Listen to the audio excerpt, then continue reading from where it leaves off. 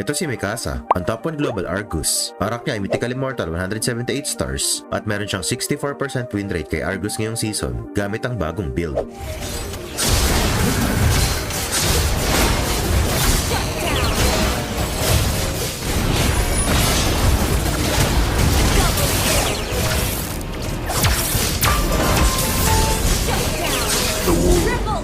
Para sa unang item, nabili siya ng Corrosion Sight para sa attack speed at movement speed slow na bigay nito. Malaking tulong ang item na to para madali makadikit si Argus sa kalaban, lalo na kapag na-combo sa second skill niya. Pagkatapos ito, ina-upgrade niya ang kanyang boots sa Swift Boots para sa dagdag pang attack speed. Hindi mahilig muna defensive boots si Mikasa dahil meron ng Death Immunity at Purify effect ang ultimate niya. Tapos para naman sa third item, ito ay Wind Talker para pabilisin pa ang pag-farm niya. At dahil sa movement speed na bigay din ng item na to, mas bibilis ang map rotation niya. At sakto ito sa playstyle ni Mikasa dahil mahilig siya mag-invade ng jungle ng kalaban pagkatapos mag-push ng lane. Nag-aabang siya dito para kung sino man ang magro-rotate ay mapitas niya. At para naman sa full